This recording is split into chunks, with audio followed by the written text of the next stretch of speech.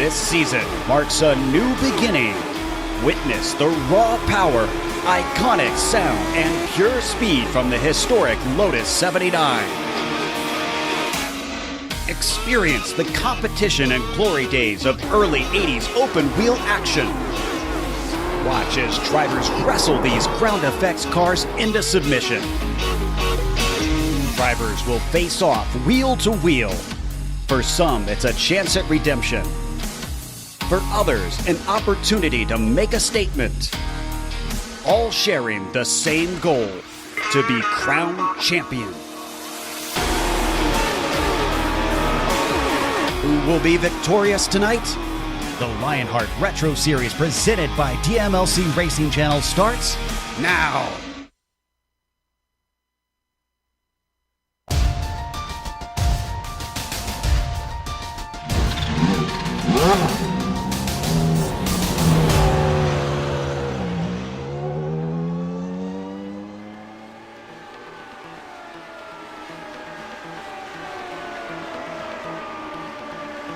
We are all gamers, and HyperX is always ready to game. Competition, commitment, excitement. This is Lionheart, the island nation of Japan. It's time for Global Sim Racing Channel's coverage of round number 10 of the Lionheart Retro Series Season 4 Championship presented by the DMLC Racing Channel. The first half of the season seen 3 different names top the point standings. Enter Sandman, George Sandman that is, who held the top spot for the first 2 rounds. Real-world IndyCar driver Sage Karam stood the highest rung for the next 3 rounds until the defending series champion Ryan Otis took over after round 6, where he's been ever since. All 3 have wins to their credit. The only other driver to taste victory of champagne this year has been Little Train, Lionel Callisto. But Karam has the lion's share of wins with 5s. To kick off the second half of the season, schedule makers have chosen a track whose void has been run by many a poor boy. There is a place, the track of the rising sun. Motegi plays host to the SimXperience 175 and all the simulated retro Lotus 79 action from Green Flag to Victory Donuts streams your way right here live on the iRacing Esports Network. Konnichiwa! Welcome to another GSRC broadcast, the SimXperience countdown to the green.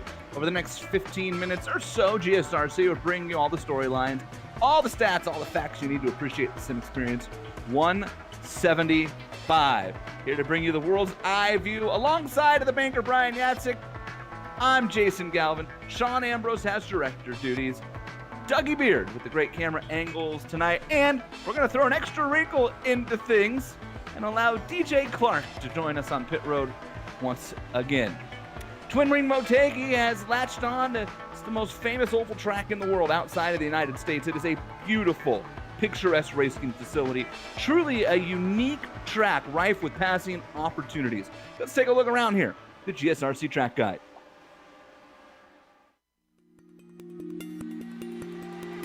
Welcome to the Oval at the Twin Ring Motegi.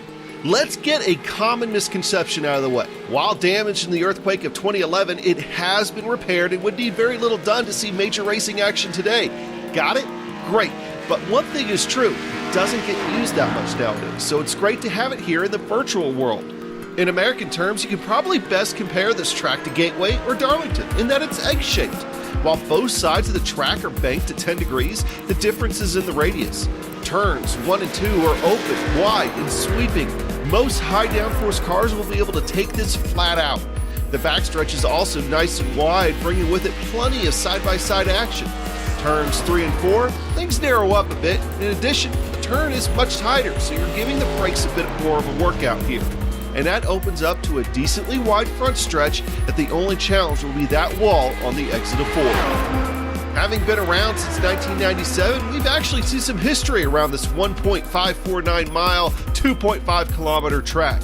The late down Weldon got Honda's first win here, and Danica Patrick became the first woman to win an IndyCar race here. The NASCAR Cup Series made the then annual Japanese Expedition race here in 1998. That was the first race Dale Earnhardt Sr. and Dale Earnhardt Jr. raced together on, and a NASCAR West Series points race was actually ran here in 1999. Who can take the checkered flag today at Japan's premier oval? Let's find out on GSRC.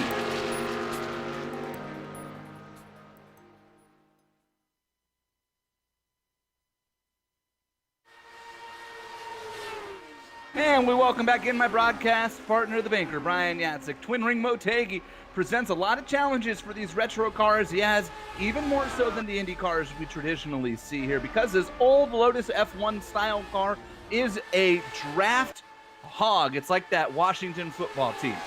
It means we're likely in for some side-by-side racing all night. Oh, you're absolutely right, Jason. Hello. Welcome once again, everybody, to a wonderful broadcast here.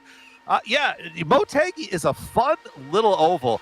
For you NASCAR fans out there, from the top down, it really looks like a Darlington with a very wide sweeping turns 1 and 2 to the right of your screen there. And then as you look down towards the left, narrows down a little bit. Now, you see only 10 degrees of banking on that 1.549 miles or 2.493 kilometer facility. In the booth, we do have a little bit of, a way around here, Jason, because you are, the two-time winner in this, at this track in the other series that we've mentioned about. So we're going to have a fun little broadcast, fun little perspective. For point of reference, the wind right now blowing just off of turn 2, kind of pointed at the start-finish line. So keep in mind with that as the cars sweep out there to the exit of turn 2. And also remember, kids, the countdown to green is brought to you by the SimXperience AccuForce steering system. With the most advanced tuning features on the market, the AccuForce Direct Drive is second only to the real thing. To check out the entire SimXperience line of products, head on over to SimXperience.com.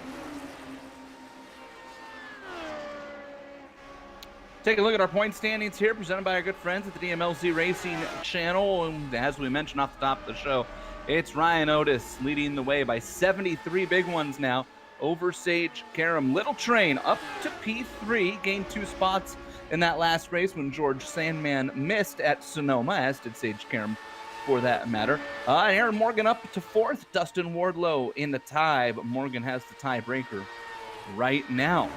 And we'll take a look now at the Lionheart Retro Series team standings. These are presented by HyperX. And Raven Motorsports Black is the points leader now by 200 big ones after Sage Karam missed that last round. The Otis Wardlow Paulson runaway freight train right now.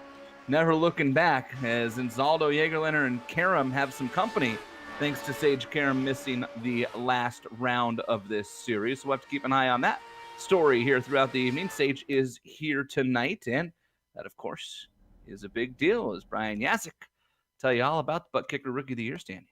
Let's absolutely talk about the Butt Kicker Rookie of the Year standings. You see classy Jason Bossy up on top by 20 markers over the number 19 machine of Chris Reagan. But then you look just back there from 3rd, 4th, 5th, and you kind of see where things tighten up. We mentioned it last outing at Sonoma. Guys like Malone, Ryan, Hearn, Hart, they all tend to run around each other on the track. You've been able to see that all year round. So you can see how even just those couple little positions changing here and there can really make a big difference as we start coming around the bend here on the second half of this magnificent retro season. Lionheart Racing Series is powered by HyperX. It's the premier open-wheel racing league on iRacing. It oversees 2 great series. The Lionheart IndyCar Series is presented by First Medical Equipment. Tonight's featured series is the Retro Series, of course, presented by the DMLZ Racing channel. Both of these series race in honor and in memory of the late and great Dan Weldon. Qualifying is on track right now for the Retro Series. And all the drivers are getting a lengthy, and I mean lengthy, lecture from race control and David Cordy right now. Brian, just to, because, these races aren't exciting enough on ovals in these cars, to add a little bit of fuel to the fire here tonight, I understand there has been a little bit of chippiness in the 2 practice races and even in practice tonight, which, George Inzaldo would probably tell me that it's not a good thing to mention, and I'm here to tell you guys right now, heck yeah, we're going to talk about that, because who doesn't love a little bit of extra drama on the racetrack? Well, you get them side by side, and put a little chip on their shoulder and kind of let it see what happens. You know, at Motegi here, we've seen this year after year after year. The way that you were kind of mentioning at the front end of the broadcast, how this car is just a draft hog. So you get these big packs. So you get these Lotus 79 packs running around here, 3 wide down the 3, 4, 5 wide down the front stretch. They can narrow down and probably maintain at least 4 wide in the corners. But then everybody's got to funnel down to turn 3, and that's where, Jason, we see it every single year. And there you see Hart in the wall right off of turn 4. That's going to mess him up just a little bit. But there you see George. You think that would be a problem qualifying if you hit the wall? Well, you know, generally hitting the wall is not the fastest way around the track, Jason. God. This is why we pay Brian Yazik the big bucks to be the analyst on Thursday nights here in the Retro Series. I do believe the $5 Starbucks gift card for the year will be coming your way via Joe Peak at some point. Sweet. After taxes, I can't wait to get a maybe a. Do you have a Starbucks in Motegi? You know, they do, but unfortunately they keep opening and then closing, and we're kind of worried about them because you'll see the sign on the window that says temporarily closed. But then, yeah. So we got that going, so that's nice. But yeah, but you know, speaking, we got at least 150 in Bakersfield, so I'm good. Well, there you go. You're good to go. We are. All right. Hey, somebody else just crashed, too. It's a lot of guys. That was, been watching that, too. There's a lot of chaos. Now, and remember, I mentioned the wind. Earlier. It's kind of shifting a little bit, and according to the gauge that I have, it's blowing directly at the exit of turn 4. So when we get these big packs kind of wadded up and getting ready, that's going to be kind of the area that we're going to focus on immediately. But really quick, we've got just a little bit of time here at the end of qualifying. Let's talk about our series details. And these series details come to us thanks to Minus 273, the premier name in karting gloves. They're industry-leading gloves, super lightweight, super durable, made of breathable poly spandex. Whether you're a kart or a sim racer, Minus 273 gives you the control to reach victory lane. For more information on Minus 273's full line of gloves and apparel, visit www.minus273.biz. And also, don't forget, we have a promo code, LHRS, 25%. Yes, boys and girls, 25% off of your order. There you see Season 4, Round 10 of 18, 2 drops of the worst finishes with the Lotus 79. Adjusted fixed setup thanks to the setup mastermind, master guru, Andrew Kinsella. Cash and prizes at the year end, $6,671. Let's take a look at the starting lineup here for this one as qualifying is complete for the SimXperience 175 at Twin Ring Motegi. And on the pole is the man who dominated the early portion of a similar track to this, Homestead, Miami, David Clymer. And that, for Mr. Clymer, is pole number 2 in his Lionheart career. A 31.913 edges out Ryan Otis. Classy Jason Bossy and Aaron Morgan on row 2. Hey, the series sponsor Mark Cohn making an appearance in the race car tonight will start 5th next to Bruno Miranda. Ricky Harden and Matt Taylor, the rookie, in just his second start there in row 4. Scott Holmes and Dean Mardi Gras Mall. That's your top 10.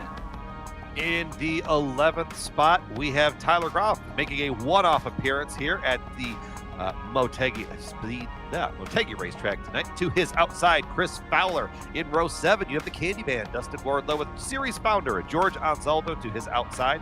There you got Chris Reagan in 15th with Tom Dreiling 16th, 17th, Paul Jenkins with Ryan Cords in 18th, Tyson Landis 19th, and the one, the only, Sage Karam 20th.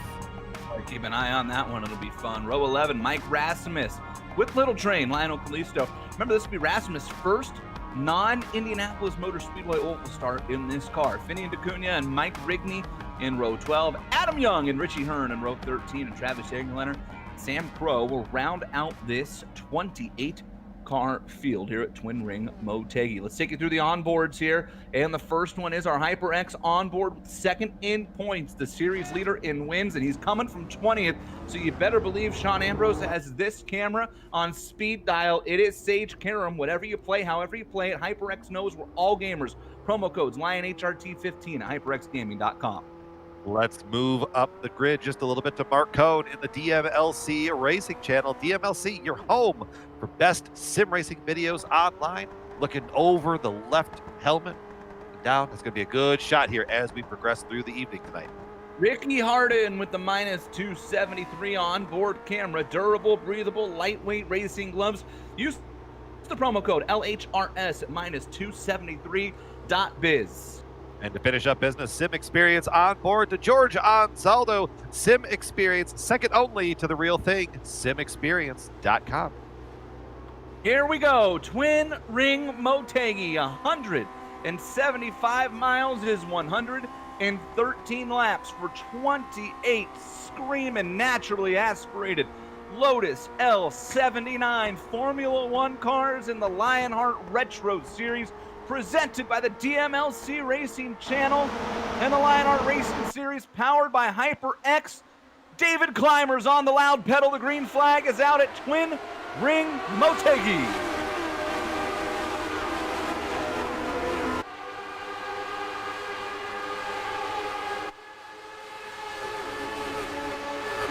Camera angle there. You will notice the white and red machine of Sage Karam just to the outside. Got a tremendous start. Jumped and cleared at least 6 cars to the right side after that green flag has fallen. So now he went from starting 20th to right behind Tyler Groff. Off of turn 4 for the first time, and this will be the trouble corner for these cars. Clean and green through lap 1 here around Motegi, and Ryan Otis got credit with leading lap number 1, but David Clymer able to get him back as they head off into turn 1 and now down the back straight. Here's what we were talking about earlier, side by side, 3 deep going into turn 3. You've got Ryan Otis up on the top side trying to maintain the momentum. David Clymer fighting with everything he's got from the bottom. This is coming down the front stretch here. We can see it look just like that on lap 113. But boys and girls, that was only lap 3. I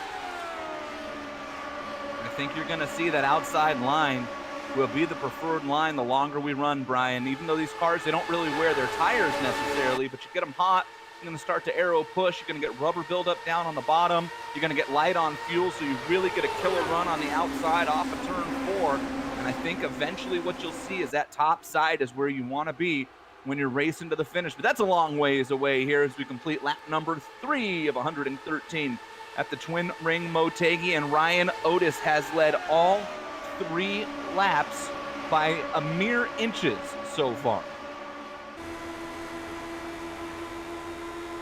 Boy, you want to talk about a man on a mission already. Why don't we see if we can get that HyperX onboard camera and check in on the second place car in points, Sage Karam. There he is, the real-life IndyCar Series star, about to pick off Scott Holmes on the outside. Sage Karam will come across the stripe this time, and he is trying to poke his nose into the top 10 already, up 9 spots from 20th to 11th, and you see him now trying to look outside of Bruno Miranda. Sage was ready to go 3 wide if he could. Instead, it's Mardi Gras Mall taking the inside line there, but Sage has wasted no time knifing his way through this field. He has. No, that was just what I was talking about the front end. He got a great start. As you know, the further back, you and I both know, the further back that you start, that's where things can kind of get chaotic and you can find these gaps to make up ground. I'm dead serious. We went from 20th to the start to 13th on the end of lap 1. So you see the driver really getting an extra grip on that steering wheel tonight, making that car cut through traffic. Look at him pull down there behind Matt Taylor and suck up on the draft of Scott Holmes, and now Sage is going to poke his way to the middle. Holmes shuts the door on him. Holmes shuts the door, but for how much longer? Here comes Sage trying to roll that top side, but he's got someone rolling the top side on him. Matt Taylor. Start in the series. Yeah, he's got to put this. I got this. Watch this. Still 3 wide down into 1. Watch Karam try to squeeze Scott Holmes here. That's a veteran move as long as you trust the car under you. And if you can squeeze him down enough, Sage might clear Holmes down the back straightaway. Matt Taylor learning a valuable lesson right there. The top lane and clear track wasn't the best way. Went into that corner, lost all sorts of momentum, lost a couple spots, and there you see Sage fighting back on the outside as well, moving him up another spot. Up into the 8th spot. He's gained 12 positions. You know who else has been a heavy mover so far? Jump ahead 3 spots to the number 20 car, and Chris Fowler. He's bouncing back and forth between Mark Cohn as you ride on board with Fowler. Cohn and Fowler keep swapping 5th and 6th place. Fowler started 12th, and just like Sage, wasted little time getting up front, and they're 3 wide for 3rd in front of Fowler down into turn 3. Yeah, I mean, nothing like, lap eight rush hour traffic here in the land of the rising sun. Here comes Sage from a top to bottom move. Top to bottom, trying to get that run. Here goes Mark also in front. He's got to make that pass. He's working on Aaron Morgan in front of him.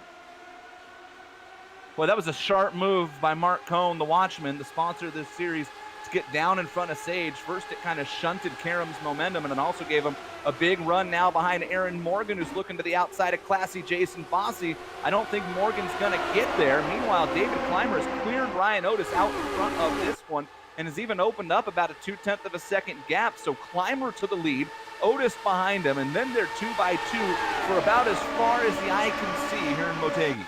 The cars go marching in 2x2, hurrah, hurrah, and they come marching off 2x2 as well. That's that really wide 1 and 2 that we were talking about in the front end of the broadcast as well. You can see just it creates these wonderful runs that these guys are getting going down here into turn 3. Here already, lap 10, and Sage Karam is up to a podium position. Oh, somebody just caught the wall. I don't know if they caught it. It was real close. That was right behind. It might have been Fowler. It was right behind Bossy. If he didn't catch the wall, man, he could have stuck his hand out and signed an autograph on it.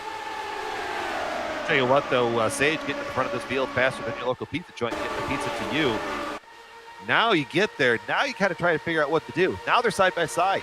So how many lanes is he? I mean, Jason, you're better at this track than I am. How many lanes can you kind of run around there? Yeah, I mean, you got about 1.5 that you can get away with in 3 and 4. That's the trick around here. Sage really worked it masterfully. If you remember the IndyCar race, we had that restart near the end, and a couple of us were on old tires, and Sage and Adam Blocker and Andrew Kinsella had newer tires, and it really made for an interesting last 2 or 3 laps because everybody was taking different lines through turns 3 and 4. This car, you're a little more limited because it doesn't have the throttle response of the IndyCar. Here, you make sure that you've got momentum as Otis and Clymer and Sage, and it's Sage Karam is going to come out in front and lead his first lap here on lap number 12, coming to 13. And Otis is going to slice right back under him coming down the front straightaway. So, yeah, Brian, I'm saying this car, as you know, is a momentum car. And so that kind of limits your options through turns 3 and 4 as to where in the Indy car, where we were using the brake pedal, as you recall, getting into turn 3 and downshifting from 6th all the way to 3rd on older tires really changed everything about how you ran this corner at the end of the race. I'll tell you what, though, that was a whole lot of fun having to make that car steer at the end of it. This car is a whole lot of fun around here, too. It's just a different style of racing. It's, we mentioned it's very pack-esque. It's, like running a restrictor plate race. Oh, problems out front. David Clymer put it out in the wall. Oh, that was huge net code, and that's been an issue at this track before. And man, David Clymer, if it wasn't for bad luck, he'd have none at all at ovals. Remember at Homestead when he sat on the pole, Brian, dominated the first half of the race? Ricky Harden was off the pace, damaged a lap down, and Clymer ran into him, and here it is again as we look in the end off into turn 1, and oh man, you could drive a 747 between Clymer and Ryan Otis, and the net code strikes. Oh, we got a couple more that spun at the back of that there. Check on who that was. I thought it was maybe Adam Young or Little Train. It was Adam Young. Let's go take a look at Adam Young. There was somebody else who spun as well. No, it's not Adam. It's one of his teammates. There they both go sliding high. Who was that laying up there? It could have been Lionel Rigney, maybe? Lionel is at the back of the pack. It's definitely Little Train is one of them. Oh!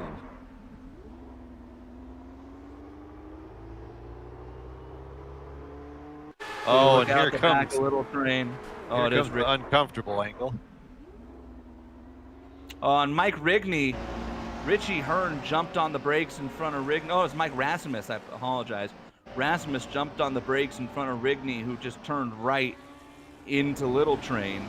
And, you know, the thing about these cars, Brian, is they're usually not very damage friendly. So now you've got to check and make sure, you know, how much do you have? And if you're Mike Rigney, the answer is a lot of front wing damage to that car. That is not going to be a salvageable race for Mike Rigney at this point. He's just going to be hanging on. Little Train's got a little bit of front wing damage. That might be a little bit better in the draft. And it's hard to tell about the back of the car. It looks like it's okay. As we do have some takers to pit road here. Richie Hearn is in. Finian DeCunha is in.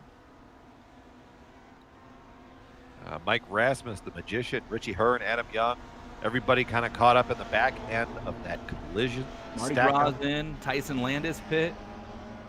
David Clymer's race has come to an end officially. He's still technically entered, but that car is toasty.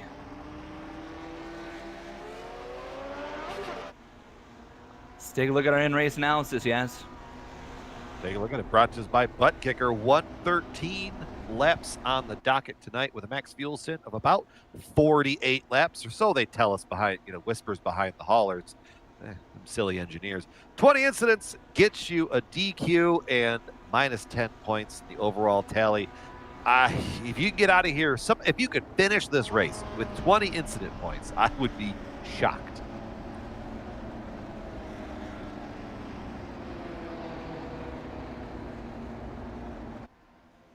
Now let's take a second here. Bring in DJ Clark, our pit reporter. Yet again, DJ, you kind of have a couple smorgasbord of options from a strategy standpoint. For if you're in the driver's seat, are you going to try and run this stint long? Or are you going to try and run the next stint long? Well, with where the caution came out here, the way it's looking at it is you're going to have to make a little bit of a shorter stint on the last leg. So if you look at the guys that came in, it's basically everybody from 10th back. A lot of the guys from 10th back coming in. So I think it's a good option for them. Try to get out on a little bit of an alternate strategy, make it work. If I'm Otis, if I'm Cone, if I'm Karam, Harden, I'm going to run the normal, what I would think of as potentially a two-stop strategy. I think you can get around on that. But we're going to have to see if these guys in the back, Dean Mull, Finian DeCunha, all of them, if they can make it work on what I think is now going to be a three-stopper for them. Well, and what we could see too is, I mean, DJ, at a place like this, we know how hard it is to pass in this series. Is you almost take the road racing approach of being the first car to be the last one to pit sort of scenario, or would you try to kind of go the other end? No, with these cars and not really having to worry about a whole lot of tire wear, as you guys mentioned, the later you can go, the better, because the later you can go, the less fuel you have to put in the car. That means you're on pit lane less, and I think that gives you more of an opportunity to pass somebody in the pits. Easiest place to pass them. I mean, it's either pass them on pit road or three wide going into three. I mean, I know which one's easier for me and my heart rate. Most certainly, and you know, you don't have to worry about netcode when you're coming in out of the pits necessarily. I suppose there is that. Now, DJ, from your pit box down there, any early favorite excluding Sage Karam that you're seeing out there? I'm really kind of liking the way Mark Cohn's driving, to be honest. Cohn's just sort of keeping his nose out of trouble, not making a lot of major overhead moves. Mark's obviously a massive veteran of Lionheart, and I like the sort of sage, pun intended, safe approach he's taken. So he's one to watch. Going with 2 wins in his career, 8 top 5s, 12 top 10s, was a championship contender last season when he was the Retro Series driver of the year. DJ Clark, our pit reporter, thanks for your analysis there. We'll check in with you in a little bit, and great to have you back on board for another Retro Series broadcast here. Got a little more to talk about this week, DJ, than we had at Sonoma, so this is good. Most certainly, the pit strategy on ovals is always more fascinating than on road courses. Working lap 18 now. Remember, the pit window, as we talked about off the top of this one, is said to be between 17 and 48 laps, as I just said, so we'll keep an eye on that, see if somebody knocked off a pit stop or not. My guess is, yes, we're probably not done with caution flags here tonight. Oh, that's probably a safe bet. Ryan Otis is your leader. Pace car is going to peel off. Here we come back to the green flag. Otis, the defending series champion, powers down and slams through the gears. That's right, 5-speed H pattern. in these race cars, and it's Otis, Karam, and Cone, the Watchman. 1, 2, 3 on the racetrack, and we are single file for the most part through the field here on the restart, although it did not last long. Sage Karam says, I kind of like being out in front. Excuse me, sir. Mark Cone going to try to take advantage of the door that Otis opened. Can't quite get the momentum build up, but Mark's going to slide back up the track there, line back up with that rear wing, try and catch a draft and make another run at it. Probably coming off a 2 here. Talked to Mark Cone a lot this week, Brian. You and I did as we run through on the IndyCar side of things. He was super excited about this race, and he wanted to get up in front and lead a lap early. Here's his there he goes wide, and Ryan Otis thought better and ducked back in. Cone to the outside of Karam in 3 and 4, and if he can keep his nose there, he might just lead the lap. I don't know if he'll be able to do it. So far, no, big cut off. Big move by Cone. Sage will lead the lap. Cone to the inside down the front straight. Great battling here early on in this race. You see just why Motegi is a fan and driver favorite here in the Lionheart series. Mark Cone trying to hold the defensive line, going to try to take that low entry. I would have maybe given up the bottom, seeing how good as that just about worked for me the last time. But here comes Mark sending it from the bottom. Little slide job. Cone gets his switch, needs a lap. There it is. Lap 21. Notice everybody has kind of calmed down from the first stint. That's usually how that rolls. They wad them up early, and everybody goes, oh, yeah. Because we didn't have the big one, per se. We had a really crazy netcode incident, and then a couple of cars at the back who got together slowing down for it. But I think it seems to have gotten everybody's attention, although as I say that, here comes, is that Ricky Harden? Ricky Harden up to P3. Where did he come from? Hasn't even hit the wall yet. We still got plenty of time. Inside joke, Ricky Harden's streaming channel's called Harden the Wall. As you're on board now with Ricky Harden as he rolls around in the 3rd position, the -273 on board. Look at him slide right into that gold machine of Mark Cone. It's a beautiful paint scheme Mark's got. Folks over at Graphics. It's Otis popping to the outside. Penske throwback. Oh, they stacked up behind him off the corner there. Matt Taylor and Chris Fowler both started to push up a little bit. And all of a sudden, we got a big pack forming again. All the way back to George and Zaldo in 11th.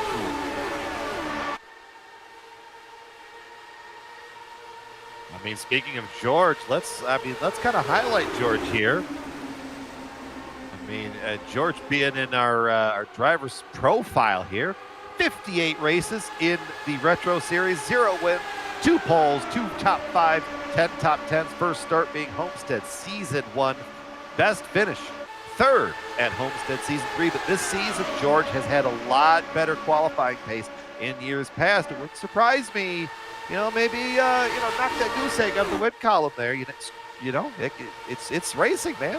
Can we talk about who picks the driver profiles here? Huh? I mean, did George know something we don't? He was like, man, this is a good night for me to be the driver profile. Dude, we're going to throw it back to him. So classy, elegant. Sage Karam has slotted into the lead ahead of Mark Cone and Ryan Otis now, and those three, I don't want to say they're opening up a gap, but they have pulled about 3/10 on Aaron Morgan. And Morgan has Ricky Harden behind him, and then they start to fan out 2 wide, and maybe thinking about 3 back there was Chris Fowler and Scotty Holmes as well. We have a couple distinct packs that are forming up here. We have this lead pack that's pretty much bookended by the Candyman back there. Just a bit adrift to them is the second pack of cars led by Finian, Korn, Dean Mall, Adam Young. A lot of these drivers are the ones that hit it on that early stop. And then we've got a couple, unfortunately, drivers like Mike Rigney and Travis Yeager, they're probably just hanging on to the back end of Remember, Rigney's got a ton of front wing. Yeah, and we got cloud cover has just rolled in as well. We bring the rain tires, yes. We did. Partly cloudy, 4-degree air temp. Track's down to 91 here. Whoa, somebody almost just clipped the wall. Big move off the corner there. I was checking in on Little Train as he was part of that contact back there with Mike Rigney. Lionel Kalisto's hanging out in 22nd, but he's in the middle of a pack, and it actually looks like they're okay. We got for the lead right now, and it's Cone and Karam back and forth again. And who's that sneaking in on the outside up there? Is that Matt Taylor who just sailed? Oh! Put it out. It's in turn 3. Turn 4. All sorts of cars wrecked here. Scott Holmes was in it too. That's where he headed. Oh Scott no. Holmes, Jason Bossy. On board with Jason Bossy, and this is not going to be fun. What? Oh. Scott Holmes Okay. kept coming down. He came and he came and he came, and then Bossy was there. And boy, I tell you what, is that Chris Reagan who goes around? Chris Reagan goes around. Bruno Miranda, I don't know if he got away with a bunch of net code. No, he's got some serious damage, it looks like, on that car as well. Poor Bruno. I was just going to say, I thought Bruno maybe net coded through that one and snuck through. I think that one, sadly, is on Scott Holmes, as Jason Bossy was pretty firmly down at the bottom. Scott Holmes just kind of kept coming. I don't know if he thought Bossy wouldn't get there or what, but a tough incident. Disagreement for the spot. The driver's heading to pit road. Everybody coming in. Well, this knocks one of the pit stops out. And It does. a couple cars staying out. Those are all cars that have already pit. If you're trying to two-stop it, or maybe you're trying to split that. This is why I'm the driver. They don't let me figure out strategy. Sage is rolling there. Fuel only. Most of these cars waiting for Mark Cone. He's down and away. Sage is going to win that battle off. Ryan Otis is not going to get Cone either. So it'll be Karam, Cone, and Otis as they come off pit road, but they're going to slot all the way in. 8th place on back.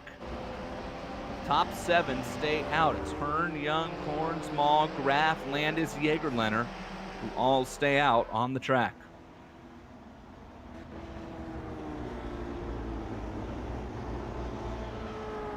Now you kind of see the flip-flop of the other strategy there. Now the drivers that pitted the first time. Now they've got a little bit of track position, and they have lighter fuel. So we know that those cars a little happier on lighter fuel, so that could be fun to watch, see if Sage and Mark and the Candyman and Harden, who's also up there, see if they could slide back up through the pack. Chris Reagan has officially retired from this race. He has Bruno Miranda still on pit road trying to get that race car fixed. He's going to get down and away now before he loses a lap. Scott Holmes has a ton of damage on that race car as well. And I went and checked in on Jason Bossy. Now, Jason's car actually, for the most part, looks pretty good. It's got a tweak in the rear wing, but it's still pretty straight. So it'll be interesting to see if Bossy, like Little Train, can maybe hang on in the draft at least and make some moves happen.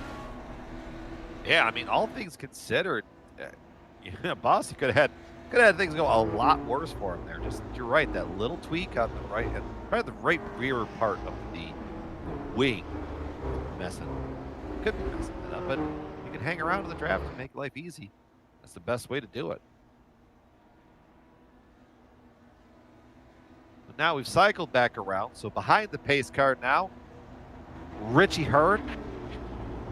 He's got Adam Young right behind him. Ryan Corns staying out as well. Dean Marty Graball, Tyler Graf, Tyson Landis, Travis Jaegerleiner.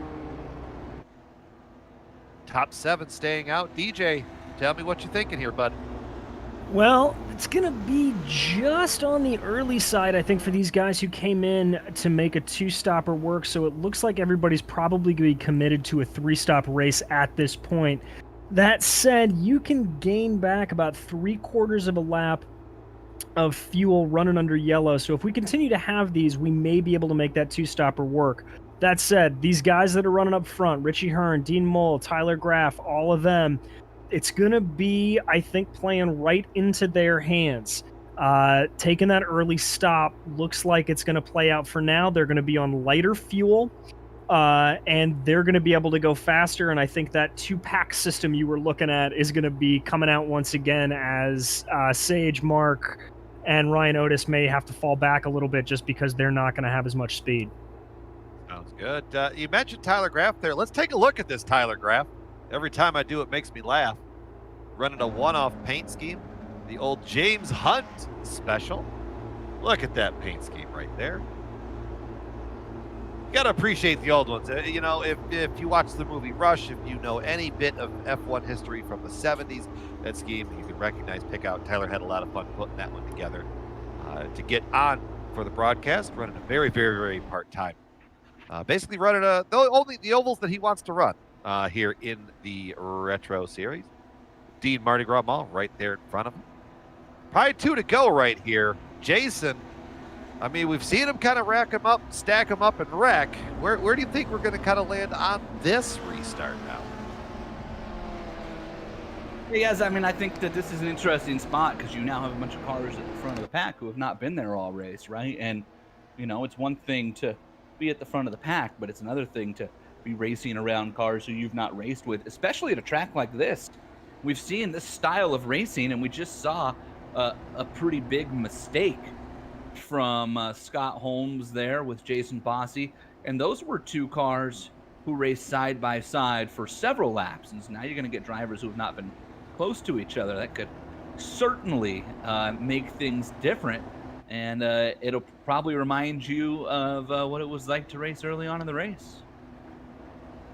See a little bit of connection issues too. Richie Herr car's disc going around there. That could be, but that's not what you want to see in second spot. Yeah, Richie's fought issues like that most of the year, so he's trying to get that figured out. In fact, David Cordy just jumped on and I missed it, but I think it might have been, actually he said 67, that's Scott Holmes. I think he was given the penalty to Scott Holmes. So Scott Holmes may actually have to serve a drive-through here on the restart as well, which would really be like a double punch to the gut.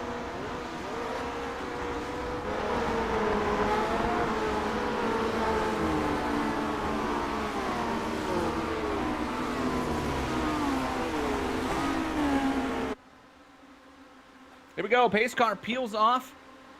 Richie Hearn, the GSRC broadcaster and IndyCar winner, all the way back in season 2 of the what was then known as Indy Racing League, is going to stream off into turn 1 with the lead over Adam Young and Ryan Corns. Marty Gras and Tyler Graff in the top 5, and Sage Karam's already poking around left and right. He got by Tyson Landis. He's looking next to Tyler Graff. Sage Karam on a mission. Sage turning on the beast mode setting on the controller tonight. Goodness gracious. Tyler Graff, though, fighting back to the inside. That very popular crossover move from the top to the bottom. Oh, Scott Holmes removed from server. That's interesting. There's a development that we must have missed there.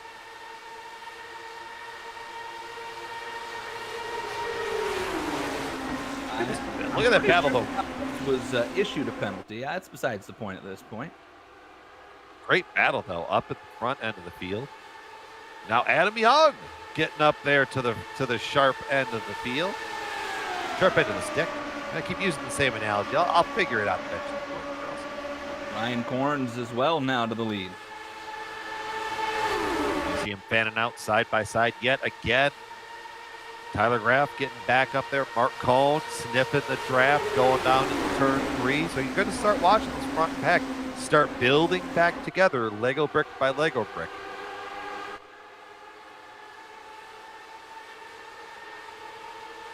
Boy, Richie Hearn still blinking up there, and look at Sage around.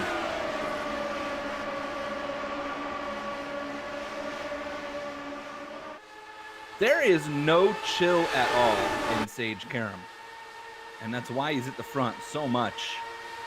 Man, he is on it at all times, and to the front again with a power move around Mardi Gras. That was that was sending it there into turn 3.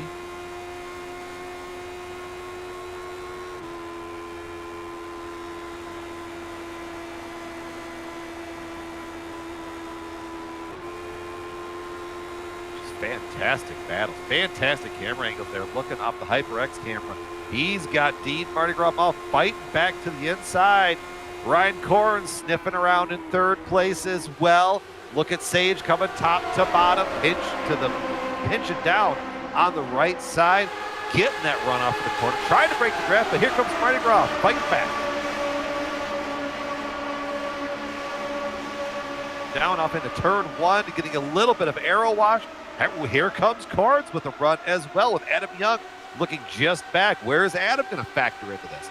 Tyler Graff, Mark Cohn, Ryan Otis, all the players from before sniffing in there. 3 wide going into turn 3. Tyler from the bottom.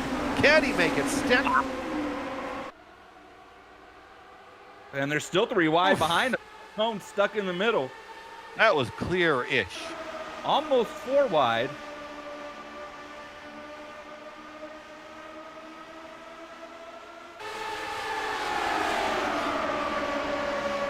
Mardi Gras taking the fight to Sage, and so's Tyler, getting a good run to the top. Sage going up the track. Dean has the lane to the bottom, but goodness. Sage has got something figured out from that top end and just can absolutely gap whoever he needs to from that top end down.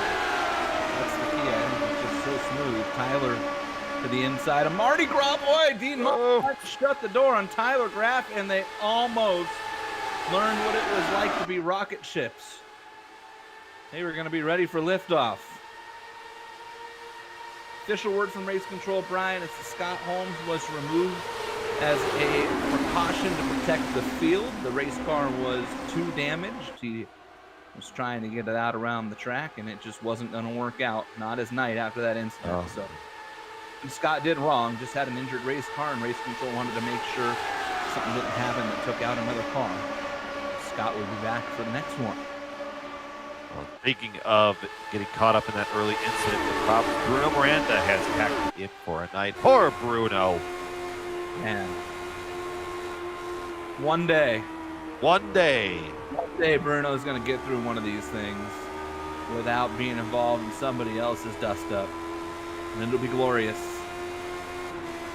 Glorious. Well, look at Mark Cohn, aggressive move down the front straight. See, the funniest part about Mark, you talk to him in the week, a very soft-spoken man, but then you put him behind a race car, and something changes. Just turns into the nice guy to all of a sudden he's got the grenade between his teeth. He's moving people out of the way. It's like Forrest Gump. But there was no Jen, eh? Sage, Mardi Gras, Ryan Otis, Mark Cohn, 5, Matt Taylor, Tyson Landis, Ricky Harden, Jordan Zotto, Adam Young. That's the top 10. Give it a moment. It'll shift around again probably the next time. Mardi Gras trying to take that fight back, but I mean, just Sage from the top entering 3, that car just points and then goes. He's not having to fight it. He's not really struggling at all for grip.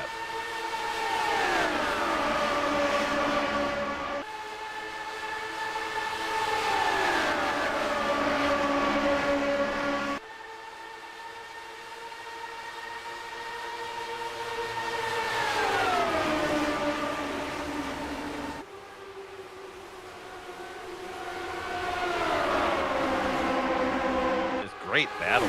Just listen, I mean, side by side, racing around the facility. Sage defending from the front. No, it's totally worth just stopping and listening to it as well.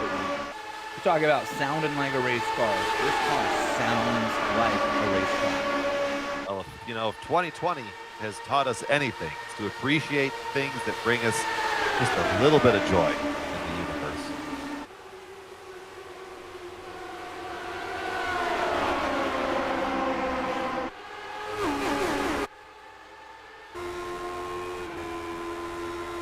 On board with the Watchman, Mark Cohn, the DMLC Racing channel. Happy birthday to Mark's mom. Yesterday was her birthday, right? I think you're gonna put me on the spot. I don't know. I think you're right. Today. I'm trying to remember. I'm pretty sure it was yesterday. It was yesterday or today. Either way, happy birthday to Mark's mom, sponsor of the Retro Series, the defending driver of the year in the Retro Series, and full-time participant over on the IndyCar side of things. The DMLC Racing channel is where Mark streams all his content on YouTube and Facebook. It is sure entertaining, and Mark does a great job with the production quality as well. For what it's worth, I think one of the better streamers out there when it comes to racing simulation games, just on the way his setup works. And he's got great cameras and good views of everything. Well, I mean, you know, you put that effort into things. Maybe while middle of 3 wide. Probably cool, calm, and collected right now as well. Probably. You and I would have been reaching for that radio button.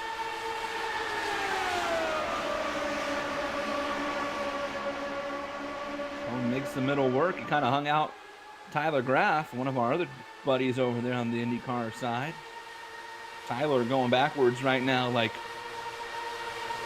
pulled a parachute on Top Fuel Dragster.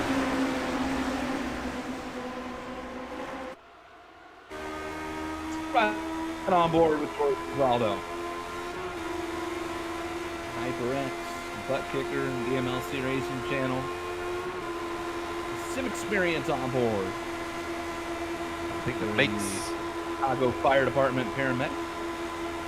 Makes everything roll around here. The man, the legend. If you look just in front of me, you saw that gold car just kind of deep, using the 5 Ds of dodgeball, dip, dive, duck, dodge, and dodge. And Mark Cohn getting out to the front. He finally got around Mardi Gras, trying to shut the door, not quite. Well, Sage Karen is literally pulling away. You could put a blanket over the next 22 cars, and Sage is just like, bye. Yeah, well, you know, you're out front. Everybody wants to race behind you. I'm gonna see ya. This guy's gonna have to figure that out. Here comes Mark again. I think he was watching Sage there, trying to get it just right. Finally gonna close the door. Our Mardi Gras.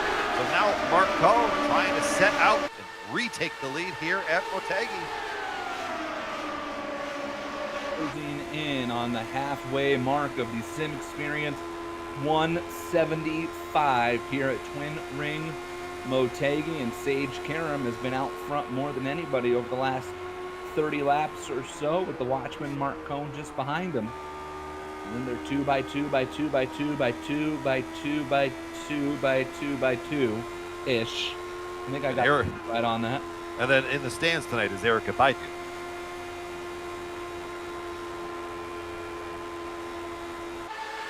Just had to tie all the ranks together, just so I can hear Sean's head. And I wish you guys, well, you probably a good reason the on-air can't hear the director channel to us, because I think I just heard Sean's head explode. The singer, right? Yes. I may have butchered the name to make the pun. But listen, hey, you know, if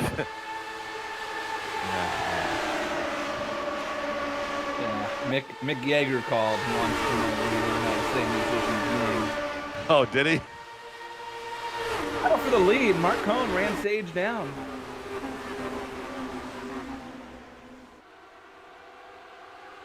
Got there, kind of like a dog chasing a car. Okay, I'm here. Now what? That's got to be frustrating for Sage. And not so much that Mark got there, just that everybody behind Mark came with him. Yeah. It turned from a one-on-one to a street fight really fast. Like, oh, look, the 39 cars behind me. And then Mark made a move, and Sage looked in the mirror and went, and there's 39 cars behind him. Do you remember that scene in Anchorman when all the Matt Taylor squeezing it inside. Whoa. That was Tyler Graff and Mardi Gras, and holy smokes.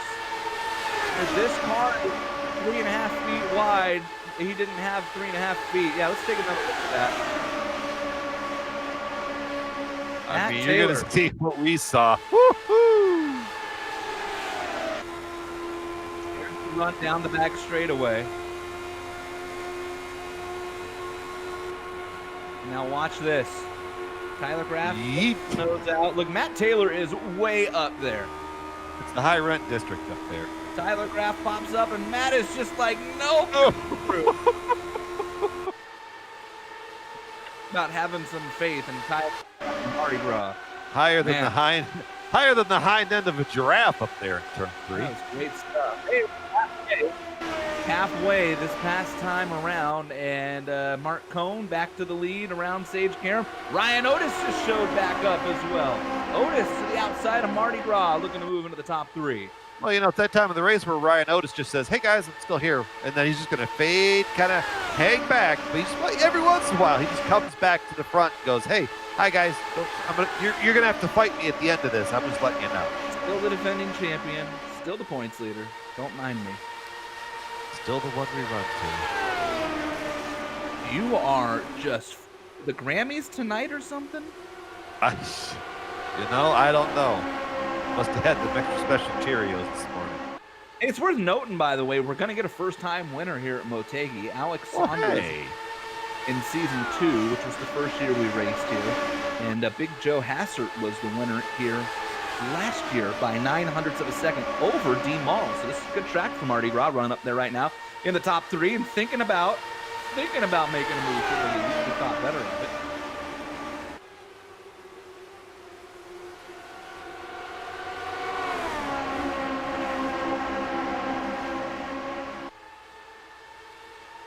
Still great action at the front end of the field between Sage and Mark. Just behind, you got Otis, Tyler Graff, Mardi Gras. Yeah, aforementioned Matt Taylor just up there in the high rent district in turn 3. You know, they say you're out there doing something all to yourself and no one else is doing it with you. You're either a genius or you're off your rocker. Matt Taylor showing to be a little bit of a genius right here. He's got that car up there. You know, things happen fast here at Motegi. So if you kind of give your spot, if you run towards the middle of the pack, but an area that you kind of maneuver, you got shoulder room in the elevator. That's not a bad spot to be in as we see another battle going into turn 3.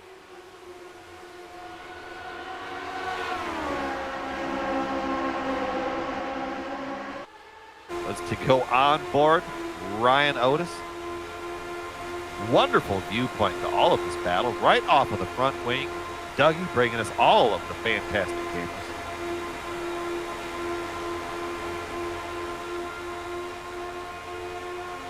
See, still that battle rages for the lead. Mark Cohn up top in the gold car. Sage Karam down below in the 2 red and white machine. Side by side, this is Lionheart Racing. Boys and girls, oh! Off of turn 4, someone caught the fence, having to deal with a lot of rear end wiggle. I believe, was it Fowler? He just caught it just off of turn 4. Let's take a look at it right here. I remember Chris Fowler was close a couple times earlier, and boy, that could have been so ugly. He done got it this time. It was a black car. I think it was Jaegerliner right behind it that had to take very evasive action. No, that wasn't Jaegerliner. That was Jenkins. Now Fowler bringing that to pit road. That's the end of the night for Chris Fowler.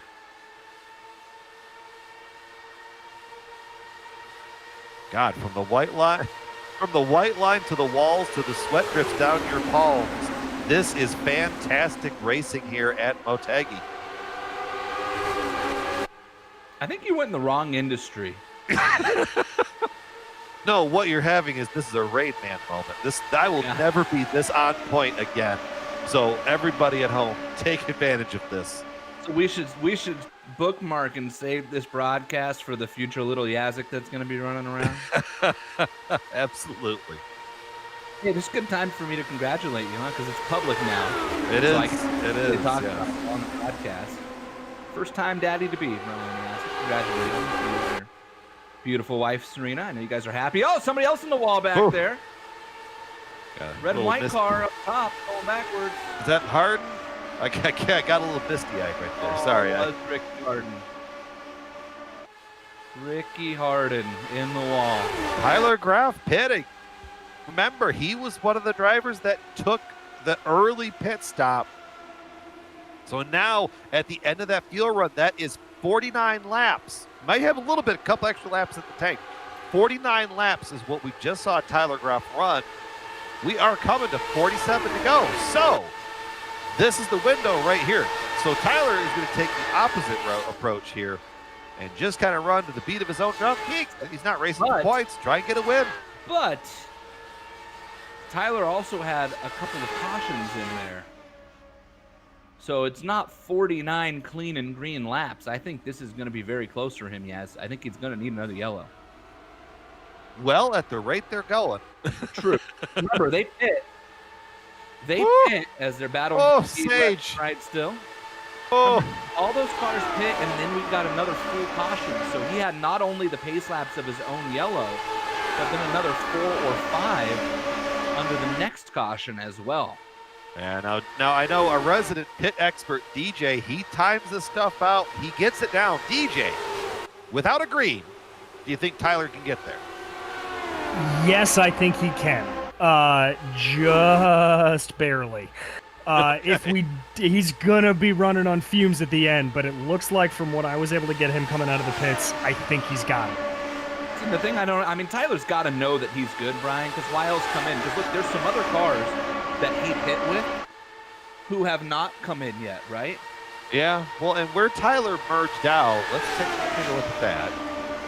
Oh, nope, he's all by himself. I thought maybe he caught back to the back end of that pack. I mean, he's not close enough to get any kind of a draft back there. And unfortunately, he's faster than Mike the Magician Rasmus right behind him. Mike's car looks clean from what I could tell, so maybe if you were thinking you were close. Oh, is it? Yeah. But remember, Dean Mall, Richie Hearn, Tyson Landis, Adam Young, they all came in, and Dean Mall's coming right now, but they all came in with Tyler as well. So if Tyler managed to use that much more fuel, or he knows he's good. Here comes Mall from the front of the pack, and he gets in clean. Well, and you're looking at Mall, he ran 55 laps to a tank of fuel. Tyson Landis at 54. So maybe, these guys, as soon as they hit that window, maybe they knew they were fine. And Adam Young, I think, though, it's going to be still out as well. Where this could absolutely backfire on these drivers making a stop right now is drivers like Mark Cohn, Sage Cara, Matt Taylor, Jason Bossy, Ryan Otis. I mean, basically your entire top 10 all on the same strategies. We've got cars diving to pit road. That looks like Richie Hurd, Tyson Landis. So, but the drivers that I just mentioned, they're going to have to take a lot less fuel at the end of this stint. So you're going to see the two times kind of weigh out. Yeah, you're going to have lighter fuel than maybe some of the leaders, but how much are you sacrificing here? Tyson Landis, Richie Hearn into their stalls. Mardi Gras comes out right behind Adam Young, and Tyler Graf is nowhere close to those cars. So he's back there with Mike Rasmus. Oh, caution! Oh, that really throws it out. And it's Adam Young. He just came out of the pits. He came out of the pits, went into turn 3, and spun on his own. Welcome to the Oval at the Twin Ring Motegi. Let's get a common misconception. Coming in. He was on something.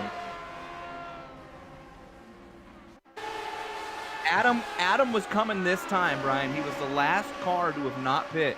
I think he was going to be out of fuel, and on light fuel, it caught him out.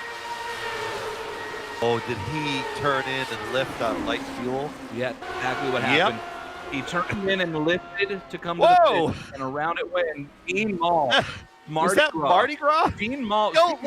Speaking of just coming out of the pits. Boy, watch this. Look at that. That's Adam who just went by. And there goes Adam that just goes by again. Look at that on board. When you're good, you're good.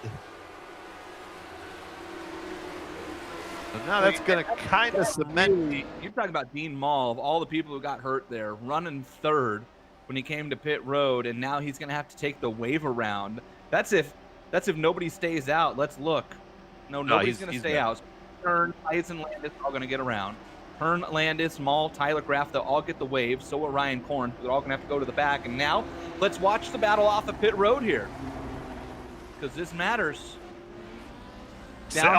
Mark Rowland. Cone. Boy, did Mark Cone just steal one away from Sage there. I mean, let's take a look at her hit time. 6.5 seconds for Mark. Full second shorter than Sage was Mark. So Sage took some extra fuel, I guess. Speaking of taking extra fuel, Jason, why don't we take a pit stop of our own? I think that's a great idea, Brian. We have 40 laps remaining, and when we come back, we'll take you to the finish. Here you're watching the SimXperience 175 on the iRacing Esports Network and the Global Sim Racing channel.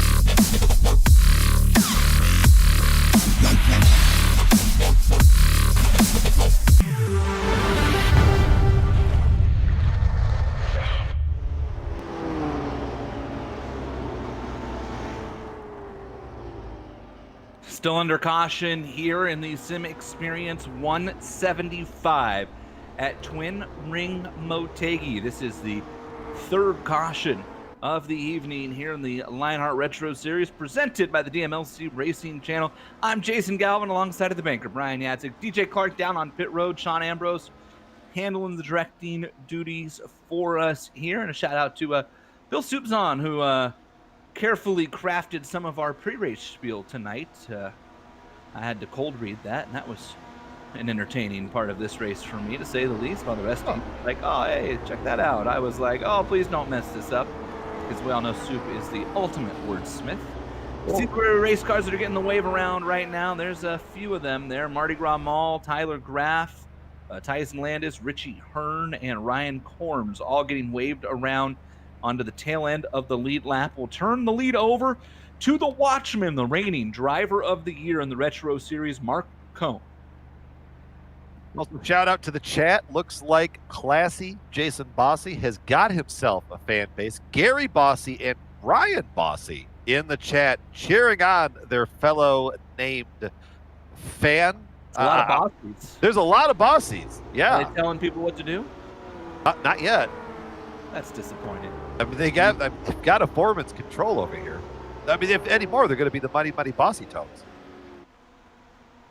Hits just keep coming. Hey, Sean Ambrose in our ear. I got that. First musical joke he's gotten all night from you, Brian. Well, hey, one's better than zero, baby. And in fairness, that's also the first musical reference you've made that involved a grouper musician of legitimate talent. So, anyways, Pace Car, that's actually not true, but Pace Car is pulling off. Mark Cohn brings us back to the green, and we have 36 laps remaining here at Twin Ring Motegi as they slam through the gears, everybody into fifth. By the time we get up off of turn 2, it's Cone, Karam, Taylor, Bossy, Little Train sitting up there in P5 in a battle for the lead. Picking up right where we left off at the end of the run, Sage Karam in the red and white machine. Mark Cohn in the gold and white machine up in the top lane. 39 versus 2 coming off a turn 4. 35 to go. You watch it. Sage trying to get down low to make a block, break the draft. But Mark Cohn right in the exhaust tracks of that number 2 machine, heading off a turn 2 this time.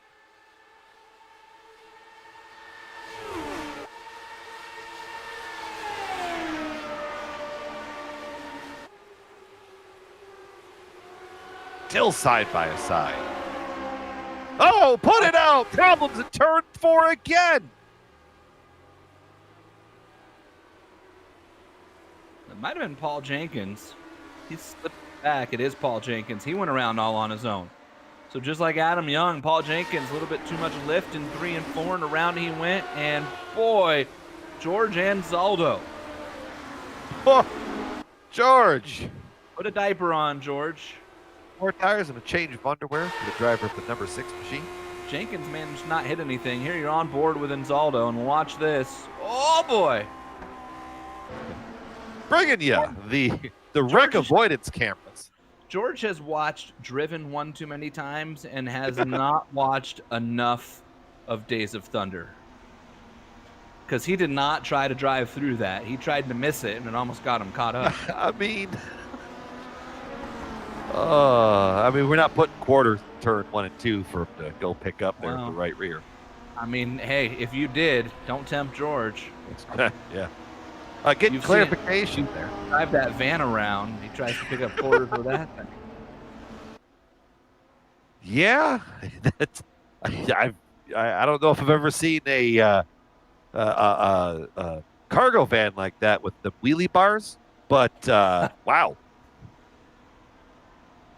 Also getting some clarification in the chat. Gary Bossy is Jason's father, and Ryan is the brother. So we got the 3 generations of Bossy hanging out with us tonight. It's not 3 generations, Brian. It's close enough. 3 Bossies of the mighty Bossy tones. Fine. It's 3 Bossies. It's not 3 generations. Well, okay. Let me help you with how this generational thing works. See, in order to have a 3rd generation, there would need to be a kid in there somewhere. Or a grandpa. Yeah. I mean, hey, I picked the wrong word and I ran with These it. are things you're gonna learn, okay? Yeah. See, so there's a generation of Yaziks coming. Yes. Which several of our viewers have already hastily emailed your wife to ask if it's not too late for her to change her last name. But I see that you got that one. Yeah. That wasn't even a music reference. Yep. I could drop some Carrie Underwood into that one, right? Yeah. Getting a little birdie in our ears that Cone is coasting under caution. Was that the extra second on pit road? Did Mark maybe look at his wheel and go, oops? I think he'll be okay, given the amount. Shut off. I think this one turns back on. Yeah. Made that mistake once in a fixed official IndyCar race. You can Let me tell do it. Yeah, It's but you got to it's catch it right away. nerve-wracking. Yeah, you got to get down You to gotta like catch second it right gear, away. and you undo everything you accomplished. Yeah, the problem with it is that I had shut it off and had the clutch in, so then it zeroed out the RPMs. And once you do that in the IndyCar, the only thing that saves you is Alt F4. You're gonna have a bad day. It happened. I'm not proud.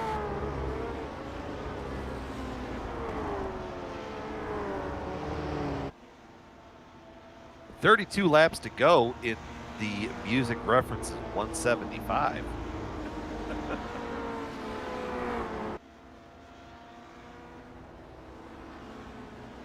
Thank everybody for coming and hanging out with us. All of the mighty bossy tones out there.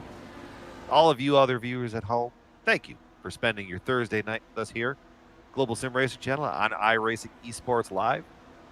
Hopefully finding some amusement from a Emmy-nominated reporter and a guy who they don't let use knives.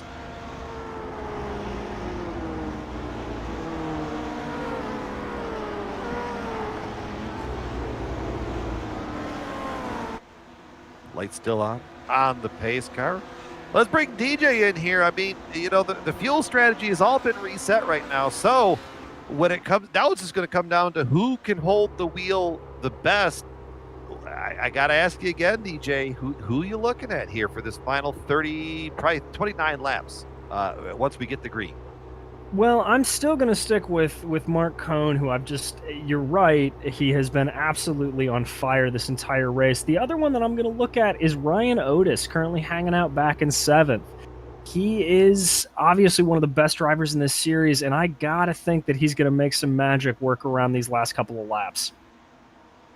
I mean, that's a safe bet going with this defending series champion. I mean, I wasn't going to call DJ out on that one, but you can. We'll let him take the easy one. That's fine.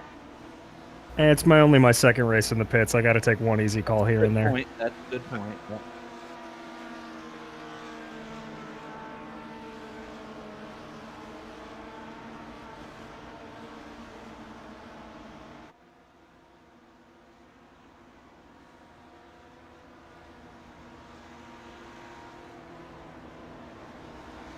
"21 drivers still pacing around the oval here in Motegi, which in real life does not exist in a functional form. Unfortunately, I believe it was a casualty of the earthquakes that rocked that region a couple of years ago. Yeah, I mean, believe it or not, those earthquakes, I think, have been 7 or 8 years now.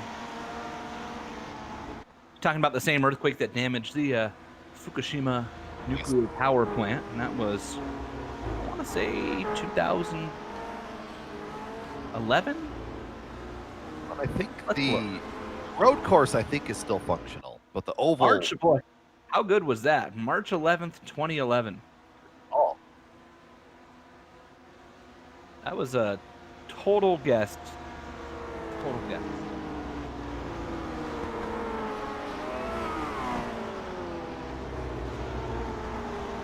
All right, pace car lights are out. We're going to have 29 circuits to go when we return to green flag action here.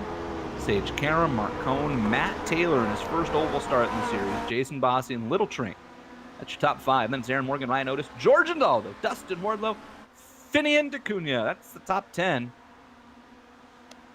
As the pace car hangs a sharp left, and the laundry flies from the flag stand. Green flag is back out here at Twin Ring Motegi.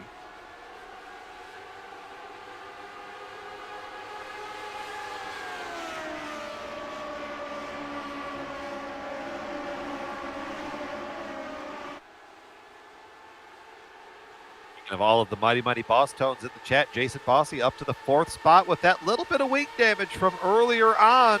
A little bit of wreck avoidance. Matt Taylor, the newcomer, he's just hanging out there in the top 3. But I mean, it's going to be hard pressed to wrench this win away from Mark Cohn or Sage Kara. And that's right. I forgot Jason Bossi has rear wing damage. Wonder how good of a shot we can get with that to show the fans just what Jason Bossi is doing right now. Look at that. That is mighty impressive. That's why they're the mighty Bossy toes. That's the impression I get.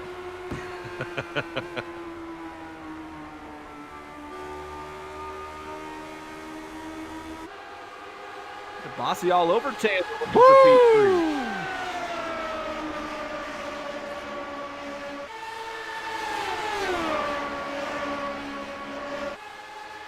you think Jason Bossy's ever had to knock on wood? But I know someone who has. He has. He might want to with this move. Look at 3 this. wide. Oh, boy. Oh, man, that could have been disastrous. You talk about the save of the year by Sage Karam and Mark Cohn. It's almost like they both anticipated that and got up out of the way. Wow. Coming from just a little bit away, 2 by 2, front 2 rows. Don't look away from that back, the back end of this pack right here. Aaron Morgan, Mr. Consistent, just kind of appearing at the right time. Lionel Kalisto, Ryan Otis. It makes up the top 7. And they're going to go Wardlow in 8th. And that gap is big enough. Wardlow's going to have to try to get single file there with Inzaldo and Finian if he's going to try to run them down.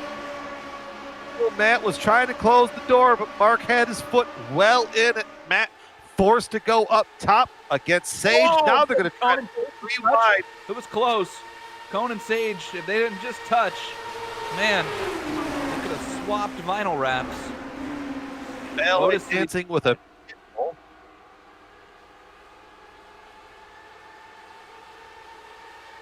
Cohn gets down in front of Otis. Bossy trying to get down there and side draft.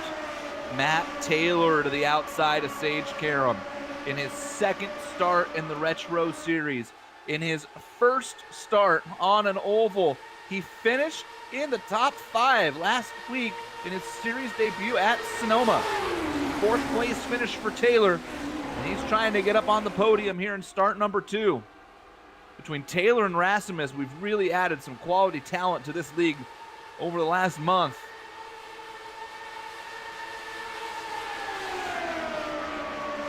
Add in the good ingredients to the already good stew. And look at the product that we're getting out here. 23 laps to go, 3 wide, maybe looking to go 4 wide, heading into turn 3, boys. Oh, Matt Taylor up there in the high red district again. He's made it work a few times, though. I make it work again.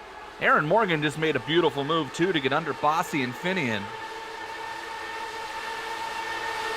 Pardon me, that's Lionel Little Train right behind Morgan there. Remember, Little Train snuck up in the end of Pocono and stole one. Aaron Morgan still looking for his first series win despite the consistency. And Sage Karam and Mark Cohn are swapping donuts down the back straightaway with 21 laps to go this time. Taylor to the inside of Cohn.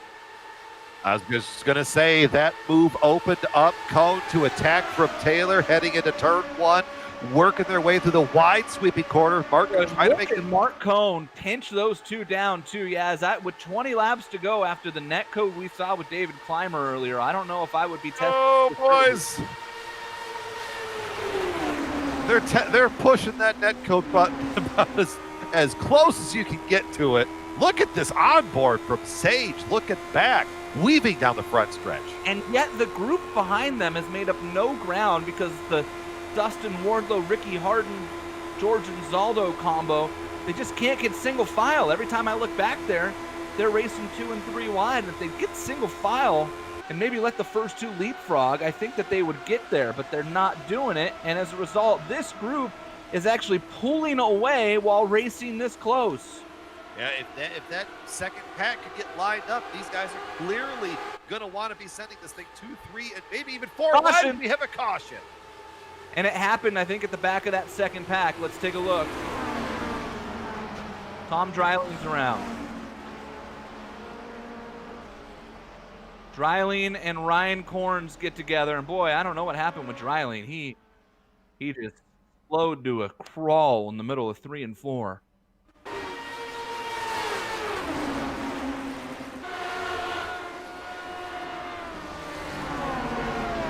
Oh, if you watch Dryling again, I wonder if we can get an onboard with Dryling. It's like the car bobbles pretty hard, and he chases it up the track in front of Corns.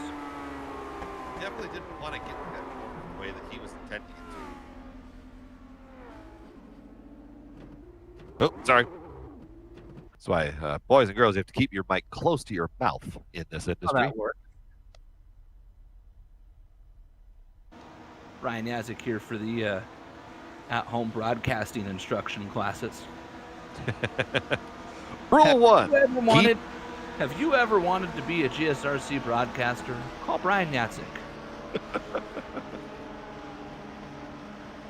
We could move in together because I live in a van down by the river. So there's no musical reference to that one, so we're gonna let Nope. Yeah, we're not doing pop culture tonight. We're doing music. All right, let's reset things here. We should be down to 15 or even 14 to go when we hit the restart. And it's Sage Karam leading Mark Cohn. Matt Taylor sits in third, even though he's not led a lap all night. Ryan Otis is fourth, Aaron Morgan fifth. Little Train, Lionel Kalisto is sixth. Jason Bossy sits in seventh. Dustin Wardlow, the Candyman, gets a reprieve now thanks to this caution. Brings Finian DeCunha and Ricky Harden in the top 10 up to this pack. And then it's George and Zaldo. Mike Rasmus in 12th. A decent showing for Rasmus in his first non-Indianapolis oval start, but I almost wonder if Rasmus doesn't kind of put on the Jets here at the end of this one. And then you get to the cars who got caught out. Remember, we had the caution now. It's been 3 cautions ago that hung a bunch of cars a lap down to pit under green. Richie Hearns in 13th, Tyler Graff in 14th, Dean Mullen 15th. All 3 of those cars have run up front. I think all 3 of them have led laps tonight. They've certainly all been close. Paul Jenkins is in 16th despite that self-spin. Ryan Corns is in 17th despite his incident that just happened. Travis Jagerlander sits 18th. Tyson Landis and Sam Crow, that is the top 20 as they run right now. Tom Dryling, for the record, is still on pit road, it looks like.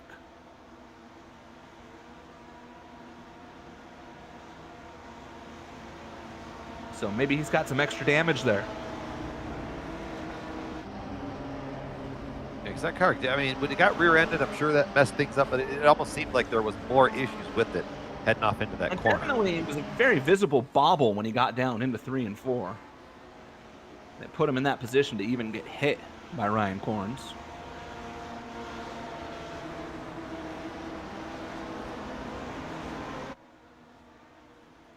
Beautiful camera angles here, looking down the back stretch. Getting down to the nitty-gritty of it. 17 laps to go right now. Probably, yeah, you're probably right, Jason. Probably 14 to go once we drop the green flag back on the race here tonight.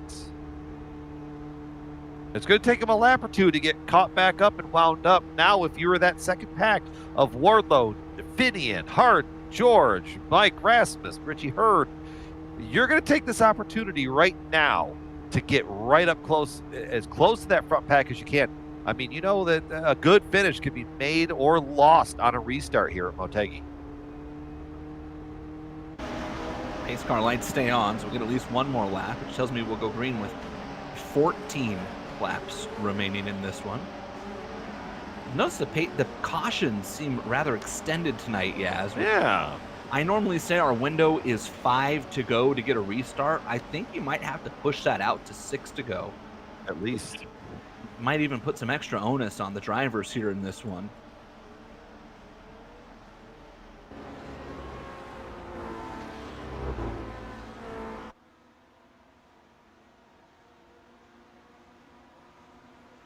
I'm not really sure how things are going to shake out in this series with Sage Karam when it comes to his real-life schedule. You know, we're off this week, this next week, and then we return August 20th at New Hampshire, and the week after that at Iowa, and that's gonna coincide with Sage's time at the Indianapolis Motor Speedway for the Indy 500. So if Sage is going to miss New Hampshire, then it might all be a moot point when it comes to the championship. But every win matters, and remember, the season finale is double points. So you've got to think Sage's mode right now is just win every race I enter and let the rest of it kind of work out how it works out. He's going to need Ryan Otis to have a bad night here or there. Whether he misses New Hampshire or not, he's going to need Ryan Otis to have a bad night, being 73 points back now. If he's going to miss New Hampshire, then he needs Ryan to have a couple of bad nights, but can't really control that if you're Sage, and you know that. Race car drivers are trained to know that you can only control what you can control.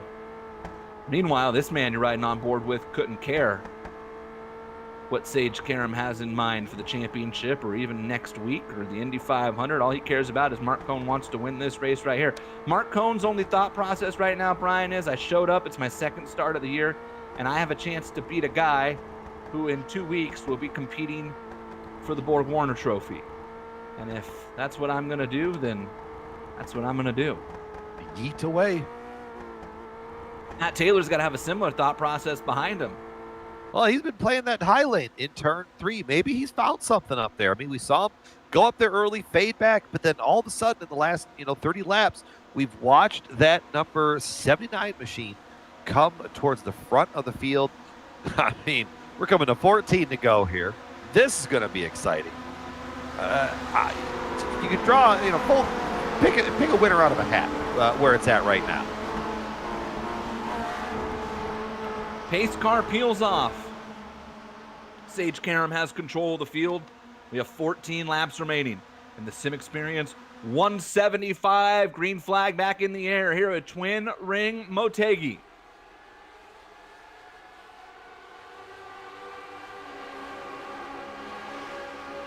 Much more spread out restart from the front to the back. Already seeing large gaps kind of appear. That backpack, that led by Wardlow, and you've got Finian back there, you've got Ricky Hart. They're going to try and hang on to the back, but Ricky Hart and Finian fighting side by side going into turn 3. All of the attention put it out! Wreck, Sage is in it! Up front, they wreck for the lead! Sage Karam and Mark get together, and it was Sage who bobbled on the inside in turns 3 and 4 and slid up the zone. Oh, no. Mark Cohn's car destroyed into the wall. Sage is going to get away with that, I think. And man, you talk about the rarest of mistakes from Sage Karam. It is not often that you see Sage Karam make a mistake. You're on board with Mark Cohn, who's got no idea what hits him until he's in the wall. Boy, and Brian, you got to think back to last year here at Motegi. And Sage, he kind of made up for it this year in the IndyCar race with the win. But remember last year at this track, he wrecked out of both the IndyCar and the Retro races before the first pit stop, hitting the wall on the exit of turn 4. Twice he made a mistake here. That's 3 times in 4 races that Sage Karam, an otherwise nearly flawless driver in the Lionheart series, has made mistakes here at this track. It's turning into his kryptonite almost. Yeah, I mean, that car got in there and just had that evil wobble. I mean, and Sage and his luck here at Motegi, a strong car throughout the whole race. If it's not affected, and I fear he's probably going to get a drive-through for that incident. No, because he lost it on his own at first. I guess we'll have to see, because I guess he wasn't around when he got into Mark. So we'll have to see how race control. That's kind of like that's an interesting thought, Ryan, because normally it's like self-spins if you collect somebody else, don't get you a penalty, but he hadn't spun when he got into Mark, so that might be, you're right, might be a drive-through coming. I was going to say it's interesting because I hadn't thought about the drive-through. The car actually looks okay, and he somehow managed to get it going again in 13th. Like, he didn't even fall to the back of the pack. He's within striking distance. He's right behind Tyler Graff. Well, after that car made the initial contact with Mark and it did that little spin, it did one full loop and then it just kind of drifted one way to the other. So the car actually only did the first spin and they just kind of grabbed a gear like Danny Sullivan and went on.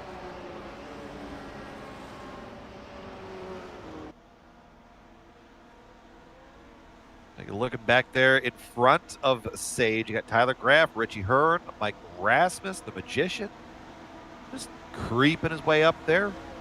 George Finian. Well, now up front, this changes everything because Matt Taylor, the newcomer, finds himself in control of this race, coming to 10 to go.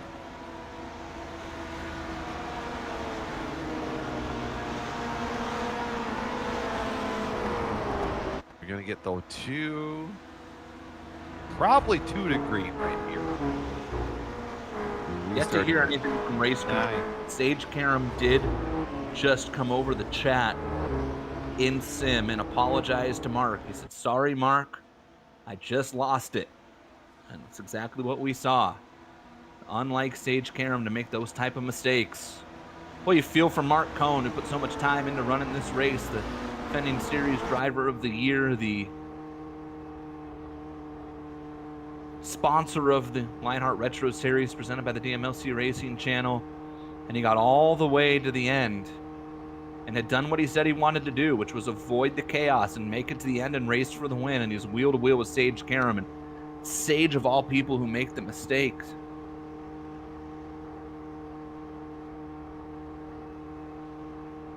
Just unfortunate. Well, from the agony of defeat to the potential thrill of victory, we mentioned it. Matt Taylor, Ryan Otis, Aaron Morgan now shuffled up to the front of the field. Lionel Little Train, Kalisto, Classy, Jason Bossy, rounding out the top five. And now that's going to bring Candyman and Ricky Harden back into this. And you saw earlier, Ricky, he got up there to the top three and then just kind of fizzled through the middle part of the run, but keeping the car clean.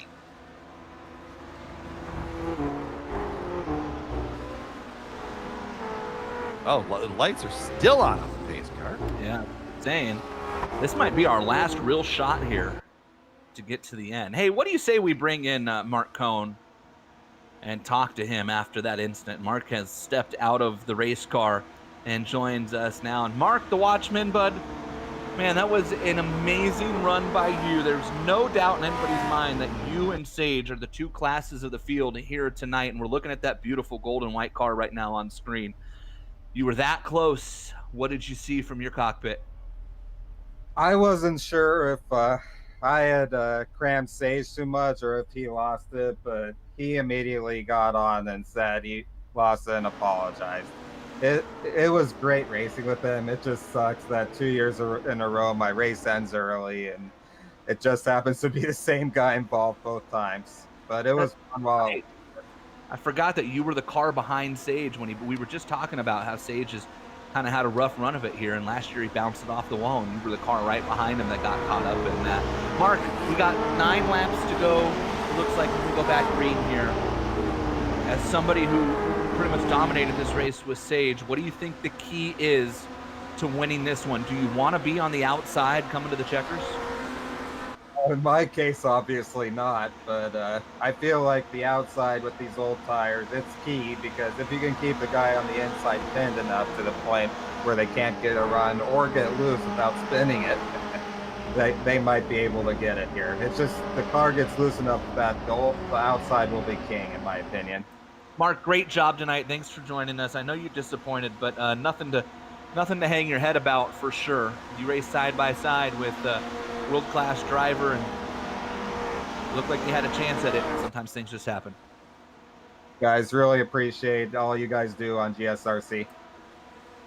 That's Mark Cohn. We call him the Watchman. The DMLC Racing Channel, of course, is the presenting sponsor of the series. Mark, the defending driver of the year. Follow the DMLC Racing Channel on YouTube and Facebook. I'm going to follow along with Mark, and I'm sure watching his reaction to this race is going to be heartbreaking, but we look forward to seeing him post that as well. Here we go. Pace car peeling off. We've got 8 laps to go. 8 laps to determine who's going to win the SimXperience 175. Matt Taylor in his second start in Lionheart leads us to the green. And when it comes to the retro car, the man behind him is as good as anybody who's ever done it. It's the defending series champion and current point leader, Ryan Otis. And then there's Aaron Morgan lurking around, trying to finally put his car into victory lane. Aaron Morgan has 9 top 5s, Yaz, and he's only led 1 lap in his career. You talk about coming on strong late, needs to find a way to pick up 2 more spots, and it's Otis to the lead. And right now, for my money, you want to be out front as much as you can because a caution might end it. Well, and you're seeing with these long cautions, Jason, that strategy at the end of the race, that's probably going to be where you want. You maybe, if it wasn't such long breaks in the action, you'd find yourself wanting to try to maybe survive to the end. But now, here we go. We're going to try to go 4 wide, third 3. And they're going to make it work so far. Hang on to it. Ryan Otis saves it. Taylor to the lead. Little Train up top. P2 for Kalisto. Otis falling like a rock right now. What a great save by the champion. But he's going to fall all the way back to the 6th spot. Bossy and Harden are there now as well. Little Train to the outside of Taylor. Here comes Aaron Morgan. 5.5 laps to go. The next flag is going to end it here at Motegi. Try and stack him up again, 4 wide, going into turn 3. Oh, that time Harden and Morgan almost come together. But here comes Little Train, like a macho man, elbow from the top rope. Little Train with a run. He's looking low on Taylor. He shoots high. Bossy tucks in behind him. Morgan on the outside. And it's Otis. Harden, wreck! Big wreck! Is that Wardlow? The Candyman is in the wall. Dustin Wardlow has wrecked out. The caution flies, and Matt Taylor is going to win in his 2nd start in the Lionheart Retro Series.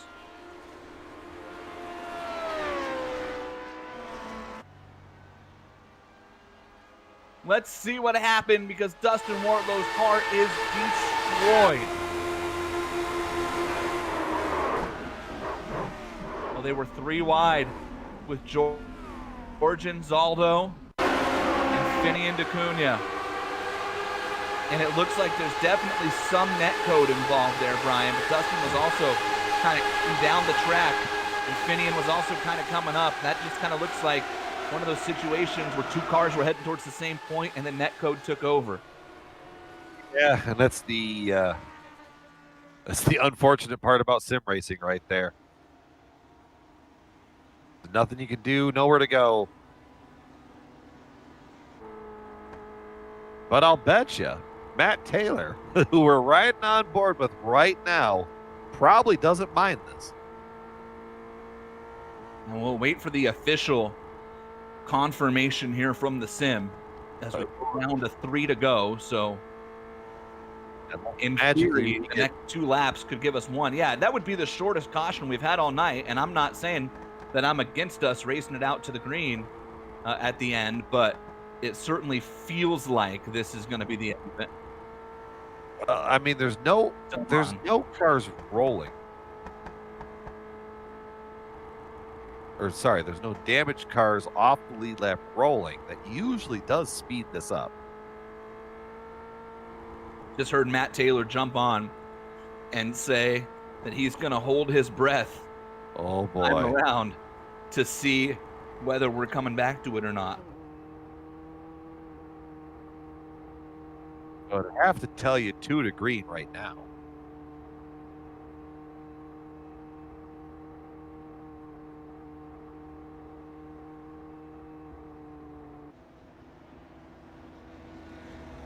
It'll be real interesting to watch the pace car.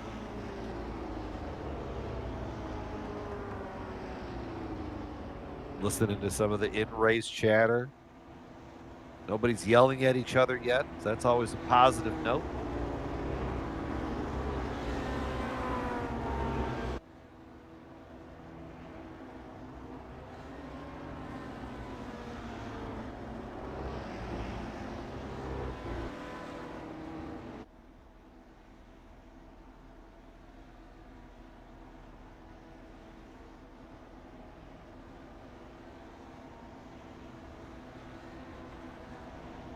This will be the determining moment for Matt Taylor. And that's going to do it. They'll have to come around one more time, but Matt Taylor, in his second start in the Lionheart Retro Series presented by the DMLC Racing Channel, is going to take the win here at Twin Ring Motegi over Little Train and Jason Bossy, with Aaron Morgan and Ryan Otis with the save of a lifetime, finishing out the top 5. We'll wait for the race to come official and give you a full rundown after that. But how about Matt Taylor? Joins the league 3 weeks ago, shows up at Sonoma, and is able to battle his way back through the field after a rough start of it to finish in the 4th position. And here he is in his first oval start in this race car. And I understand that he had a little bit rough go of it during the practice races, and still able to come out here when it counts, and will take the win at Motegi over the injured cars of Lionel Callisto and Jason Bossy. How about that? There's a fact we've overlooked at how resilient this setup has been. Little Train with the bent front wing, Jason Bossy with the crinkle in the rear wing, and they're both going to end up on the podium with interviews. But tonight belongs to the rookie. In his second start, Matt Taylor will bring it across the line, and Matt Taylor will win the SimXperience 175 here at Twin Ring Motegi. Did I jump the gun, Sean? You did. Brian, you made me jump the gun. I didn't make you jump the gun. You made me jump the gun? I just figured that you were just practicing. You were you were rehearsing. Well, let me ask you, how did that sound? Was that good? That sounded great. Yeah, it sounded great. Okay. All right. So I'm going to need Sean to go and cut and paste that here. Yeah. Next time they come around. I mean, that way the second time. Yeah. Matt's going to feel special. He's going to think every time he wins, we have to call it twice. Matt gets 2. Yeah, does he get credit for 2 wins now? I mean, we did call it that way. I got all excited, man. I'm looking forward to talking to Matt. Can we just call it now? And well, I mean, about a half a lap we can.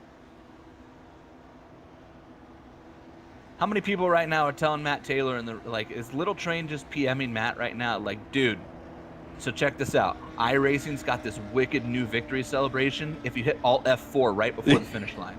Yeah. Cool, you gotta try it. Like right when you get to the pit wall, just hit Alt F4 and see what happens. Yeah, it's cool.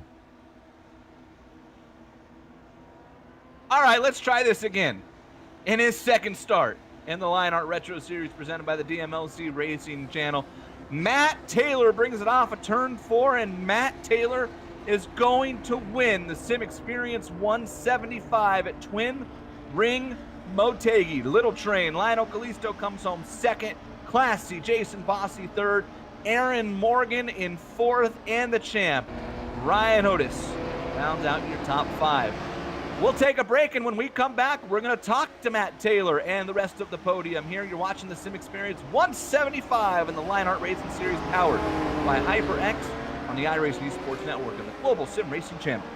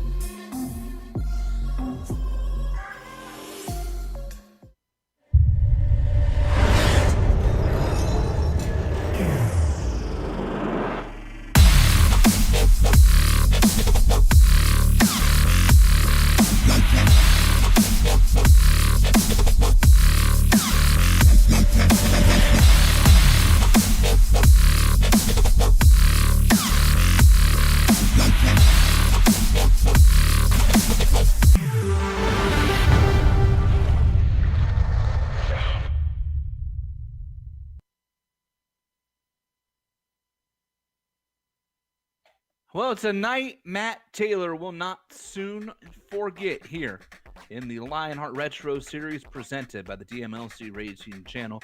The winner of the SimXperience 175. As we welcome you into the HyperX post-race show, I'm Jason Galvin alongside of Brian Yadzik and DJ Clark. The Lionheart Racing Series powered by HyperX. You're trying to claw your way to the top of the podium. It pays to have an ultra-comfortable, high-quality headset. Gives you the audio information you need to grab the checker flag. From the high-performance DRAM and SSDs to outstanding microphones, accurate mice, responsive keyboards, of course the legendary cloud line of gaming headsets, HyperX makes the gaming gear you need to succeed. Casual or pro, no matter your creed, color, or culture, we're all gamers. HyperX is always ready to game. Don't forget the promo code LionHRT15.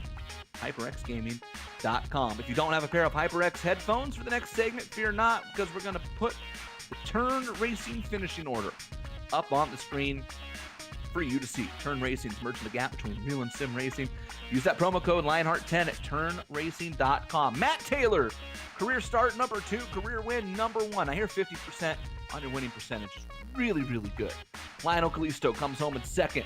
Jason Bossi with a great run in third despite that rear wing damage. Aaron Morgan was there at the end. Comes up just short again in fourth. And Ryan Otis, the champ, despite that big bobble at the end, able to hang on and finish fifth. Ricky Harden, who knocked the wall over at one point, somehow still finished in sixth. George Anzaldo with a great run in seventh. Finian DeCunha comes home eighth. Look at that, Tyler Graff at ninth. And Mike Rasmus rounds out your top 10. In the 11th spot, Richie Hearn, the Sage Karam, after that late race contact with Mark Cohn, rebounding to the 12th spot. 13th, the Dean Mardi Gras Mall. Paul Jenkins, 14th, with Ryan Corns in 15th. 16th, going to Travis Yeager, landing with Tyson Landis in the 17th spot. 18th, going to Sam Crow. Very silent night for him tonight. Dustin Warlow, after the late race contact, relegated to a 19th place finish, with Mark Cohn joining him in 20th. Tom Driley and Adam Young. These are all cars out of the race. Chris Fowler, Mike Eleanor Rigney, Bruno Miranda, Scott Holmes, Chris Reagan, and David Clymer with that early netcode crash on lap 13 while battling for the lead. Rounds out the 28-car field. Let's head down now to the SimXperience victory lane and talk to some of our drivers. Matt Taylor, the driver, gets to celebrate in the SimXperience victory lane to help you get the check. To help you get there, check out SimXperience AccuForce steering system. Has the most advanced tuning features on the market. The AccuForce Direct Drive is second only to the real thing. See the entire line at SimXperience.com. Matt, congratulations. Race number 2 in your Lionheart Retro Series career. The first oval, and you're able to hang on out in front. Walk me through those last few laps after the Karam and Cohn wreck. You restarted the leader. How important was it for you to keep your nose out front? Yeah, once those guys wrecked in front of me, it was really going to be focusing on trying to keep my nose out front in case that caution did fly again. And of course here it's a big pack race and them guys get a huge run on you. There isn't a whole lot you can do. And I tried to give some space and we ended up 4 wide going into 4. And I basically just sent it and held my breath, and it seemed like everybody gave each other some room, and I was able to sail it off in there and hang on, and then that last caution fell. Matt, your second race in the series here. We don't know a lot about you, but you had a great run at Sonoma. Now you jump into the oval. The oval is usually a tricky thing in these cars for people because it's not like there's anywhere else on the surface, really, that you can go and run at all these different ovals in the L79. What was the key to you being so quick and successful tonight? So I think it's what transferred from what I've learned running solely road courses. I really don't have much oval experience at all. The place I really cut my teeth in and learned sim racing, we ran road courses almost exclusively. But something I've developed over time is I tend, and you guys actually mentioned it at Sonoma last week, or I overdrive the entry to the corners a little bit. And I found what that helps with is on road courses with large sweepers, and then that transfers into these ovals, is if I carry a lot of speed into the corner and I'm able to maintain that through center, it really benefits you. And I actually struggled a lot and it hurt me tonight a little bit. I was kind of forced to run the outside lane because I would drive the car in so much deeper. I really did stand to run over the guy in front of me, so I had to alter my line a little bit and really be patient. And you thought that was all part of the plan because, man, you were rolling that outside line better than anybody, especially in 3 and 4. That's a really hard corner if you get too far up the track.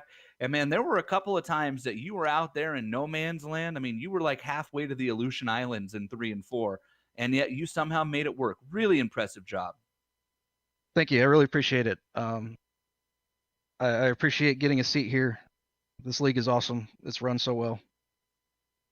Yeah. I'm sure it's not the last time we'll be talking to you, but the first time has to be sweet. Congratulations.